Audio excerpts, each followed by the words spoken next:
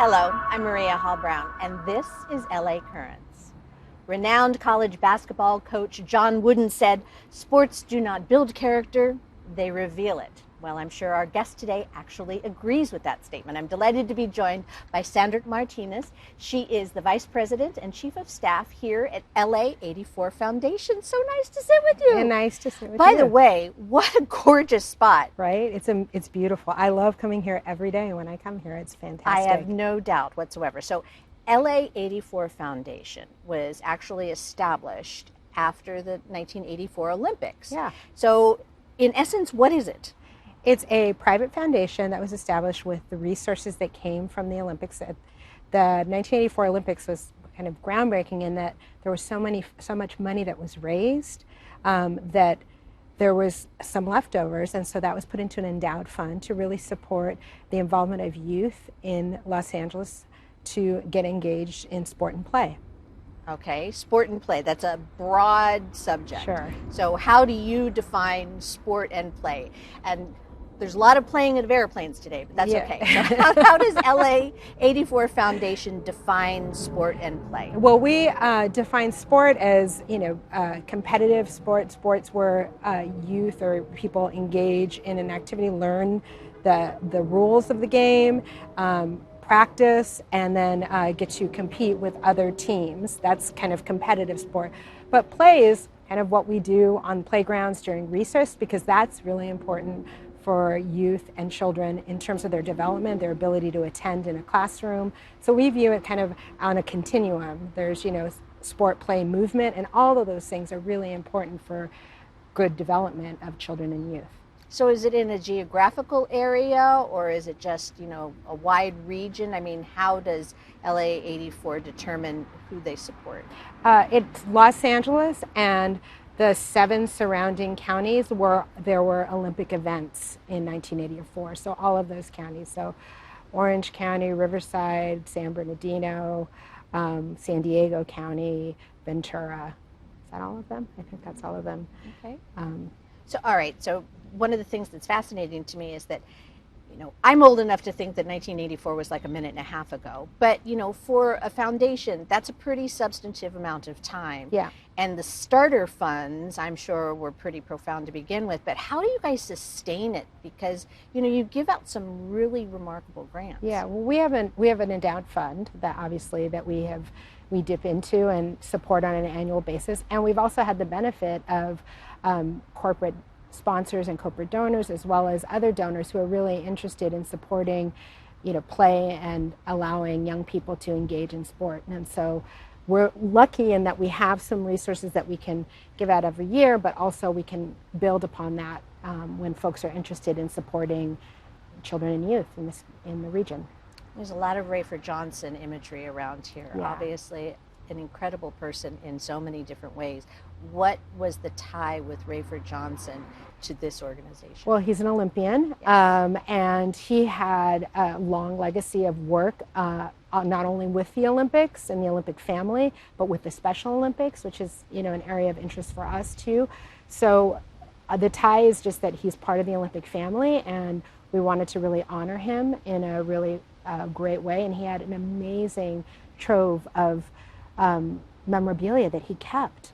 He kept everything. And if you see the exhibit, you'll see that there's letters that he had gotten. There's his high school letterman jacket, his time at UCLA. Like, he is a legacy of Los Angeles in many ways. And so the exhibit really connects him to the Olympic legacy and to Los Angeles. I'm going to ask you a bunch of questions about the foundation, but you mentioned the fact that there's an exhibit. So this property that we're sitting on, which is quite beautiful, has its own Olympic torch, and it also has a museum space. It has a library space, and we have a digital library that anybody can access online. We had an actual library for many years, but with the onset of digital and the need for folks around the world to get access to kind of Olympic resources, we digitized all of it. And so anybody can go online and work with our librarians to access information. So we have that. We have Olympic memorabilia as well in our, so sometimes we will lend it out. We have torches, things like that. So it's kind of a archive and a library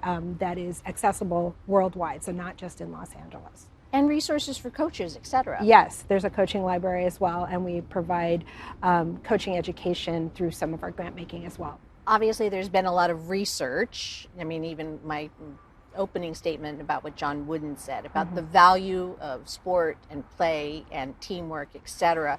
But what has LA84 witnessed, specifically and practically, that validates all of this focus on sport and play? Well, there's now a lot of data that is emerging around the important role that sport and play plays in people's lives in terms of their own ability to be successful, because you learn kind of basic skills in a team situation. You learn how to work with others, you learn how to negotiate, learn how to win, and you learn how to lose, all things that you need to kind of have in life. So we think it's an important trajectory for folks to be able to learn all those skills. But even more kind of profoundly, post-pandemic, what we've seen is that kids have been inside for a long period of time, and there has been a really negative impact in terms of their ability to kind of sit still in a classroom. And so what we're seeing, and some of the data is showing, is that movement and play and recess really does allow children to be able to regulate and sit still when they need to sit still. And so there is data that says if you do this, with kids, you will end up having better students, better outcomes, things like that. There's also data that suggests that folks who have been involved in sport make better employees because they've learned kind of regimens and routines, and those are all things that you need in a workplace. But I would imagine there's also an important element of a distraction from a device, because along with the pandemic, we almost became more reliant on devices. Yes. We asked children to spend more time in front of devices. And I would imagine there's probably even a bigger need to sort of, reintroduce movement to these youth. Yes, absolutely. Kids spent a lot of time over the last 2 years in front of devices. And like you said, not only were they in their spare time on devices, they were also being asked to use devices to learn. And so we really think it's important now, as we're coming out of it, to really emphasize sport, play, movement, activities, recess, those kinds of things, because it's undoing 2 years of very intensive online activities for most children. One of the programs that I was extremely interested in was the whole idea of play equity. That you think about play being something that everybody has an opportunity to participate in or evaluate, but that's not necessarily true, and that's something that LA84 is focused on as well. Yeah, over the last few years, we've really invested heavily in terms of our time, and then really kind of getting other folks engaged in this notion that we want to be able to give resources to organizations to do the work they do, but oftentimes organizations may not exist, or there might not be places where people can engage in sport and play. And so there's kind of an inequitable kind of distribution of ability to play, and that is evidenced by the lack of play space in certain communities, the lack of open space and playgrounds. And so really looking at what can we do, not only to support the organizations that are trying to do something now, but also look at how can we address, kind of go upstream, as they say, and really say, how do we address the systems that create conditions where a young person, if they want to learn how to play water polo, let's say, it is really hard to do that in many communities because they may not have pools, they may not have pools that are open year-round, and there may not be a league or activities that they can engage in. So we really are now looking at how can we help to level the playing field so that everybody has equitable access to sport and play. Because when everybody has equitable access, we all benefit. Okay, so how does the process work? How do you determine who gets grants? And is there, there's usually a very specific procedure when it comes to Sure. making sure that the money's going to the right place Sure. and is doing what has been promised in the grant process? Yeah, so we have grant guidelines like most private foundations, and we take requests from folks, and they have to meet kind of basic guidelines. They have to be a 501c3. They have to be in operation for charitable purposes, and they have to work with youth and children and engaging them in sports. So those are kind of the basics, and then folks apply and they go. We have I would say, like most foundations, a pretty extensive due diligence process. So we, try to learn more about the organization, see how long they've been, in operation. We'll do a site visit, kind of all the basic steps. Those that receive grants, obviously there's a pretty substantive vetting process, but what are the things that you are looking for in order to provide grants to organizations? Well, we're looking for organizations that are working with young people and children who have not had access. We really like folks to learn about sport, and so at the younger level, we like to see organizations that are teaching maybe a number of different sports so that kids can learn, like, this is what baseball's like, this is what soccer's like, this is what tennis is like, so that they get kind of the menu of types of sport. And then as they get older, we like to see organizations that are working in particular on a sport that folks are interested in. We do like to see organizations that are connected to schools, because kids spend so much time at schools, and so there are organizations that do sports on campuses. So we like those kinds of, we like those kind of programs.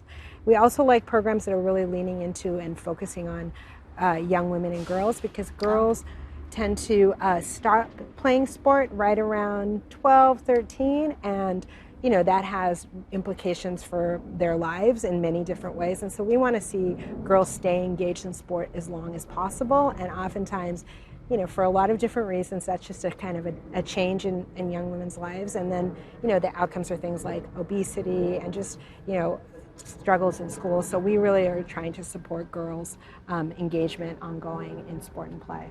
You mentioned when we were talking about Rafer early, also those who may not necessarily may need adaptive sports. Yes, absolutely. So we do support organizations that are engaging with children who have disabilities, either cognitive disabilities or physical disabilities, and organizations that really engage them in different ways. Whether it's the Special Olympics or specific types of sports like swimming, and how to learn how to swim in an adaptive way. I know you can't do it all alone, so partnerships must be a priority as well. I did notice that you partner a lot with Parks and Rec and that sort of thing. So what are some other thoughts that go into, how to get more effect for whatever? Well, you hit upon it. Like, how do we get? We always look at what are the partnerships that are really going to get us to scale. Right. In a place like Los Angeles County or the surrounding counties, how can we really maximize? We can't do it alone. And even if we had one other foundation kind of engage with us, that's still not enough. So we really have to look at kind of the larger organizations, the public-private partnerships that can get us to scale. So, for example, we're supporting a competitive swim program in Los Angeles County that will run year-round, that will allow children who are in the different supervisorial districts to learn how to engage in a swimming competition, swim meets, which oftentimes are out of reach for kids in low-income communities because they just don't have competitive swim in the same way. And so along those lines, I mean, it's not just the facilities, but it's also the equipment. Yeah. So is the equipment included in some of these? Yes. Okay. Oftentimes people will say, we're already serving 100 kids and we really need uniforms in addition to a full-time coach. And rackets and balls. So that is very much part of what folks can come to us for and say, we need resources for this. And you have a big summit. Now things yes. We've spoke earlier about the pandemic, things have been shifting, but the hope and dream that we can all be a little bit more interactive and talk to each other in a live setting, so that you have a yearly summit. And what happens at this summit? It really is an opportunity to bring kind of the thought leaders from across the country to Los Angeles to really talk about what's happening all over and also what's happening in Los Angeles. And we really want folks to come and learn from what's happening and also talk about what else we could be doing together. moving forward, because like I said, we can't do it alone. We are one organization. We have lots of strong partnerships, but we need other folks to be thinking about it and thinking with us to solve the big problems that we're facing right now. And I don't know if this is a problem that you're addressing, but I am curious because a lot of sport has all of these positive attributes that we've expressed, movement and health and teamwork, and even an elevation of competitive efforts may enhance someone's self-esteem, etc. Yes. But there are the possibilities of injury and problems and things that you need to be a little bit more aware of that maybe we weren't necessarily focused on in the past. Mm-hmm. Is that part of the conversation as well? I mean, it's all good, but there's also needs to be some understanding of where we should draw the line, or what we should be looking for, or what we should be cautious about when it comes to youth. Well, at all of our summits, we always elevate research and the latest research that's happening around youth sport, because those are really important issues, and we don't want to be encouraging children and youth to be engaged in things that are going to make them unhealthy or injure them over a lifetime. So that is definitely part of what we like to talk about at the summit, as well as at this organization. We're always learning about what's emerging in terms of the research and the data around youth sport. So who's involved in LA84? I mean, you have a really great background in community services and health and well-being of communities, but what sort of informed offerings do you get from people in the business and in the industry and in the realms of professional sports, etc.? So are you asking who else gets engaged with us? Yeah, I mean, who do you draw upon? What resources do you draw upon so that you are in touch with what's really happening, not just in the professional world, but also in, like you said, in the scholastic world when it comes to coaching and caring for children? Well, we're very much engaged with what's happening at the city and the county level, kind of engaging with not only elected and appointed officials, but the heads of departments in different parks and recs and things like that. We also have business leaders who are serving on our board, and we have corporate partnerships and folks who work in nonprofits, all kind of in our universe, and we draw from all of them because everybody's concerned about these issues. Everybody wants to do good. Everybody wants to help. And so we see value in everybody getting engaged in some way. So we don't just say, we're only going to talk to the sports teams. We have a good partnership with the 12 sport teams, but we're not just going to focus on them. We're also going to focus on the community organizations that those sports teams really want to engage and make change with. What did you see happening that made you, because you've been here now, almost 2? You came in 20? No, I came at the end of last year, so I've only been here welcome. There you go. I'm really but there was something that drew you here, and obviously some good stories that you heard, or some anecdotal information, or just even some energy that you felt. So what drew you to this whole thing? Well, what drew me, I have to say, is that the foundation and the Play Equity movement and the Play Equity Fund is really leaning into the notion of equity. And I, too, remember the '84 Olympics. I was very young at the time, but I remember it, and I remember how kind of monumental it was at the time, and how it was just amazing to be living here. And the fact that this foundation still exists as a result of that, and that has kind of shifted the perspective of the foundation, saying, it's great that we want to provide bats and balls to all kids, but we also should be caring about the kids that don't have access to bats and balls mostly. And so the fact that the foundation was leaning heavily into equity and really looking towards how do we level the playing field, that was right in my wheelhouse. And Los Angeles, I love the city like more than anything in the world. I'm born and raised here. And so it was kind of the combination of both things and the direction it's going. And I have a child who has lived through the pandemic, who's 9 years old, and it was hard for him to be home all the time, and he was just dying to be on the playground. So I've actually seen how being back in a setting where he could play has just shifted him completely. So I felt like it was the moment to make the move, and it just felt very much aligned with me and the direction I wanted to go. You mentioned Los Angeles. Obviously, Los Angeles is a dynamic city in so many ways, just because of its diversity and its geographic span, but it's also its leadership in a number of arenas. Do you feel that LA84 is a leader in this field of offering access and support to sports and play across the country, and if not even outside the country? Absolutely. I think if you were to look at organizations that are focused or foundations that are focused on strictly sport and play, it's a very small number. And foundations that are, or organizations that are looking at play equity as a model and the drive towards equity, there's very few. So I think that really the leader in the country, and definitely the leader in the state on sport and play and foundation world.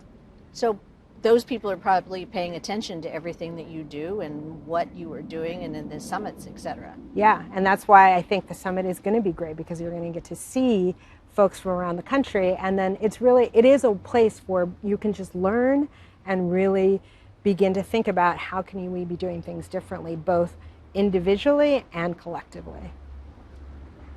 I threw some things out earlier about, the value of sport and play, but you have a more you have the real story, the real inner story. So what actually happens to a young person when they get involved in sports? We talked about girls, some fade away from sports if not encouraged, but what happens to a young person when they join a team or just have the availability of running around outside in a safe, clean, clear environment?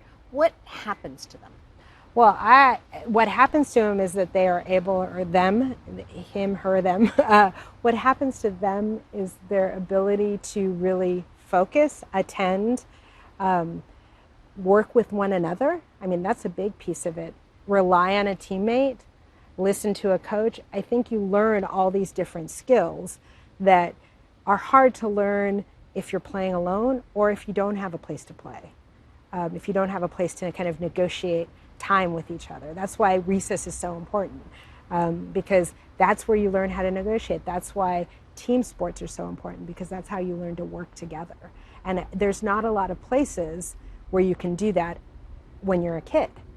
How do you learn to work together? How do you learn to negotiate what you want? It's on a playground. Like, that's what I was like, playground justice. And it's like that's how you learn to talk and figure things out. I would imagine that the mental health also improves too, because of the social aspect of it, because of the engaging yourself. Yeah. It's not just competition with others, it's also what are you capable of doing. They need to move. That's kind of how they're hardwired. And I think oftentimes we forget that, and we just expect them to really focus in a classroom, and it's like they need to move. That's as important as focusing. Is if they move, then they can focus. So 84, you were young, I remember it, but we're moving towards another Olympic event here in the city of Los Angeles. Yeah.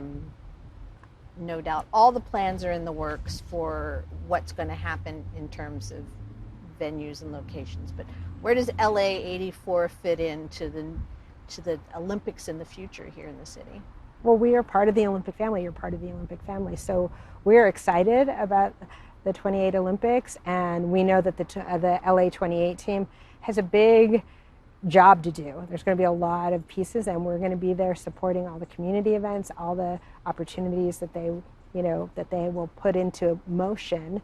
We're going to be there, being part of the family and being supportive like we would with any Olympic situation. I would imagine you can also be a conduit to other organizations that can help, because you are now the folks that know where these programs are, what the programs are doing, how important they are. So you are probably also a resource for how the next Olympics could be managed and utilized as an asset for the youth of Los Angeles. Well, I definitely believe that we have a very good relationship with LA28, and we're in communication, so I know that's going to continue, and I think it's going to be fantastic. What's your sport?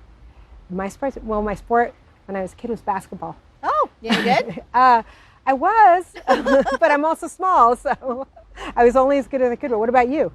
You know what? I didn't have a sport, and that's probably something that, I wish I had had more of a, opportunity. You know, I'm more of a theater Yeah. kid, but I am married to a discus thrower. Oh. And it's a lifelong love. And it's fascinating to me how something that can be incorporated into one's life can literally last forever. Yes. So what you're doing is not just for the now, it's for the then. Yeah, discus. That's intense. No, he's really good. Yeah. He's really, really good. Does he still compete? He does. Wow. He does in the Masters. So that's what I'm saying is that, you know, it's not just these seeds are going to grow into something Yes. that you can't even fathom later Yes. in life. So 100%. do you ever have young people come back who are no longer young saying you made a difference in our Yeah, world? there's people who work here.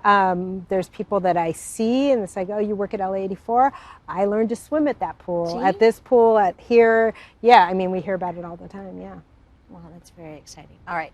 So those that want to help, or those that just want more information, or those that want to participate with either the summit or just, you know, maybe they have an organization that they think fits perfectly in with whatever it is that you guys are offering, what's the best way for people to find out what's going on? You can go to LA84.org and you can find information about our grant guidelines as well as information about the summit. And you can register there. And do you need help in different arenas? There's always ways that folks can help. You can learn more about the ways you can help either through resources or other ways on our website. We want everybody to join us and be part of the play equity movement, be part of the solution, and join us. And that's a wrap on this very fun LA Current.